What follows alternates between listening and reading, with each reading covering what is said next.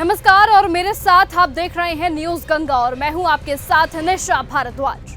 जिसे पाकिस्तान ने सालों तक सरहद पार का सिपाही बताया, जिसकी तस्वीरों पर फूल चढ़ाए गए, जिसे मजहब का मसीहा और सिस्टम का साथी बनाकर पेश किया गया, आज उसी पाकिस्तान की गलियों में ताबूत उठ रहे हैं।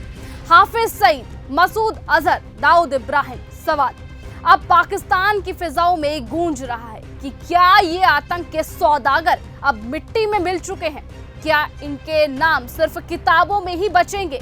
क्योंकि हिंदुस्तान ने फिर से वार कर दिया है और एक ऐसा वार किया है जो सिर्फ बॉर्डर पर धमाका नहीं करता है, बल्कि पाकिस्तान की फौज और उसकी नापाक सियासत की जड़ों तक को हिला देता है। देखिए, बहावलपुर में मसूद अजहर का मरकज अब खंडहर में बदल चुका है।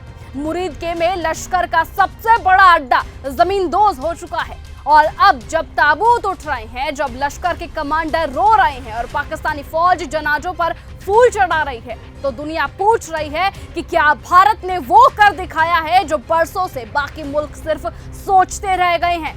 खुद आपको बता दें कि इन जनाजों पर राष्ट्रपति ने फूल अपनी तरफ से भिजवाए थे।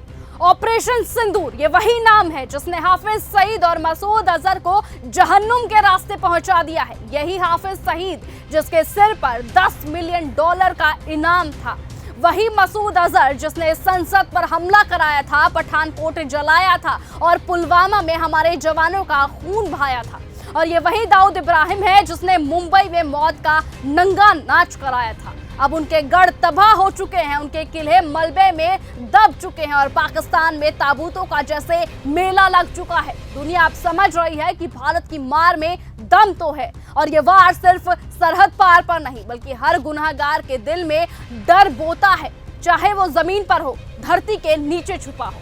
लेकिन अब पाकिस्तान का सिस्टम सिर झुकाए खड़ा है उन्हीं ताबूतों के सामने, क्योंकि अब उन ताबूतों में हो सकता है कि वो उनका जो सबसे बड़ा आतंकी के डॉन माने जाते थे, यानी हाफिज सईद, मसूद अजहर, इन दोनों में से कोई एक उस ताबूत में हो सकता है। क्योंकि जिस तरीके से वो वीडियो, वो फोटोज अब सोशल मीडिया पर वायरल हो रही हैं, लोग इसी बात का कयास लगाए जा रहे हैं कि उनके आतंक के जो सौदागर थे, उन्हीं में से किसी एक की मौत हुई है।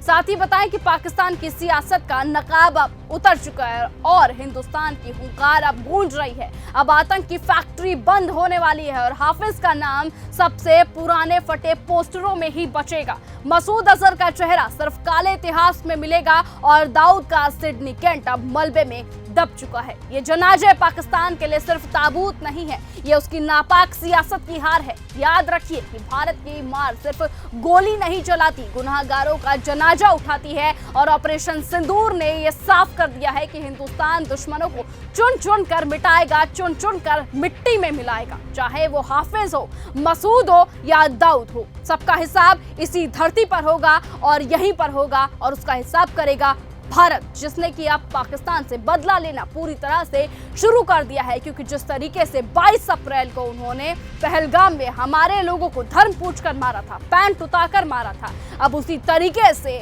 भारत उन्हें धर्म बताकर मार रहा है, उनके घर में घुसकर मार रहा है।